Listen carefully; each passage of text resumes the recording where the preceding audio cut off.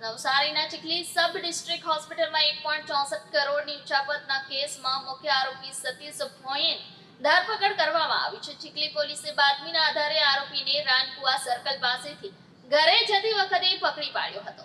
ચીખલી પોલીસે બાતમીના આધારે આરોપીને રાનકુવા સર્કલ પાસેથી ઘરે જતી વખતે પકડી પાડ્યો હતો। આરોપી હોસ્પિટલમાં લાંબા સમયથી આઉટસોર્સિંગ કર્મચારી તરીકે કાર્યરત હતો।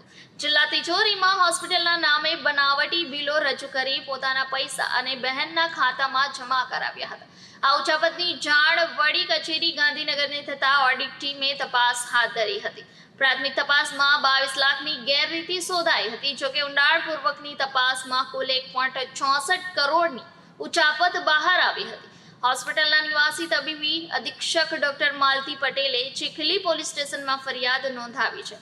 પોલીસ આરોપી સતીશ ભોયના બેંક એકાઉન્ટની તપાસ કરી રહી છે। આ કૌભાંડમાં અન્ય કોણ સંડોવાયેલું છે તે જાણવા માટે પોલીસ આવતીકાલે આરોપીને કોર્ટમાં રજૂ કરી રિમાન્ડની માંગણી કરશે। હોસ્પિટલ ચીખલી ખાતે 2021 થી લઈ હાલ સુધી એટલે કે 2025 સુધી જુદી જુદી વિગતે પ્રાથમિક ઓડિટના અહેવાલો તેમજ ગાંધીનગરની ઓડિટની ટીમ દ્વારા તપાસ કરવામાં આવેલી, જેને લઈને 1,64,56,231 રૂપિયાનું ઉચાપતનું સ્પષ્ટ જણાઈ આવેલી, જેની અંદર ત્યાં કામ કરતા આઉટસોર્સના સતીશભાઈ ભોયા નાઓએ ઉચાપત કરેલાનું જણાઈ આવેલ છે। તેની એમઓ એવી હતી કે તેણે આ જે રૂપિયાઓ હતા એના ડુપ્લિકેટ બિલો બનાવી તે ડુપ્લિકેટ બિલો સાચા તરીકે પેટા તિજોરી કચેરીની અંદર જમા કરાવડાવી અને ચીખલી ખાતે રજૂ કરેલા અને જે બિલના જે નાણાં ચેક મારફતે પોતાના તેમજ પોતાના સગાવાલા તેમજ અન્ય વ્યક્તિઓના એકાઉન્ટની અંદર જમા કરાવેલા, જે એમઓ દ્વારા તેણે આ માતબર રકમની ઉચાપત કરેલી હતી।